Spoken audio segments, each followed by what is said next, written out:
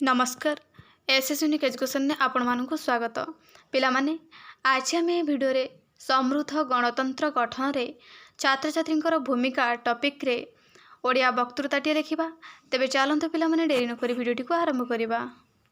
सम्माननीय आजिकार आयोजित सभार सभापति महोदय विज्ञ विचारक मंडली एवं एठारे उपस्थित थिबा मोर प्रतियोगी माने आज मु समृद्ध गणतंत्र गठन रे छात्र छात्री भूमिका विषयवस्तु आधार रे मोर वक्तृता रखा जाऊँगी। भारत हेउछि विश्वर एक बृहत्तम गणतांत्रिक राष्ट्र। गण अर्थ लोक एवं तंत्र अर्थ शासन अर्थात गणतंत्र हेउछि लोकमानंकर शासन अर्थात लोकमानंक द्वारा शासन व्यवस्था परिचालित हेबा। नागरिक माने निर्वाचन रे भोटदान करी प्रतिनिधि चयन करी शासन व्यवस्था रे अंशग्रहण करिथांती।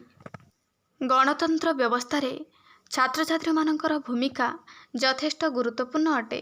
तेणु आजिर छात्र छात्री जो माने कालीर नागरिक सेमानंकु सेमानंकर अधिकार एवं कर्तव्य विषय रे सचेतन कराइबा आवश्यक। सेमाने सेमानंक निर्वाचन प्रतिनिधिंकर कर्तव्य विषय रे जानिबा आवश्यक। छात्र छात्री माने मध्य निज अंचल तथा समग्र देशर समस्या विषय रे जानिबा आवश्यक। तेबे जाई सेमाने बुझी पारिबे जे सरकार जनसाधारणकर कल्याण निमंते उचित पदक्षेप नेउछंती कि नाही। गोटिए राष्ट्रर समृद्धि तार छात्र छात्री तथा भविष्यतर नागरिक मानंकर राष्ट्रपति थिबा गुरुदायित्व और महत् कार्यकलाप उपरे निर्भर करिथाए। प्रत्येक नागरिक राष्ट्र प्रदत्त सामाजिक और राजनैतिक सुविधा सुजोग उपलब्धि करी प्रति बदल रे देश प्रति थिबा निजर कर्तव्य को सुचारू रूपे संपादन करबा उचित। समृद्ध गणतंत्र गठन रे छात्र छात्रींकर भूमिका यथेष्ट गुरुत्वपूर्ण। छात्र छात्री माने देशर भविष्य सचेतन आमे होइबा गणतंत्र आम समृद्ध होइब सठिक कर्तव्य करिबा। आम देश भारत 1947 मसीहा अगस्ट मास 15 तारिख रे स्वाधीनता लाभ करिथिला।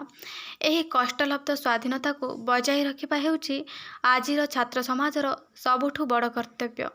आजिर छात्र छात्री माने भविष्यत रे भारतर शासन दायित्व ग्रहण करिवे।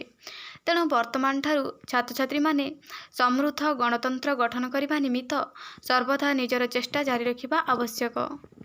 सांप्रतिक समय रे भारत रे कुसंस्कार अंधविश्वास अन्याय अत्याचार दुर्नीति व्याभिचार आदि अनेक मात्रा रे भरी रही। आज विश्व विज्ञान और प्रजुक्ति विद्या रे बहुत आगरे थिले मध्य आम देश कुसंस्कार और अंधविश्वास मुक्त होई पारि नाही।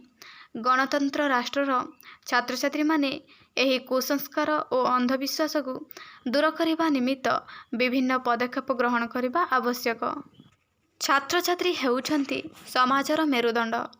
जो राष्ट्रर छात्र छात्री माने जेते सजग चिंताशील और कर्मतत्पर से राष्ट्र सेते महान।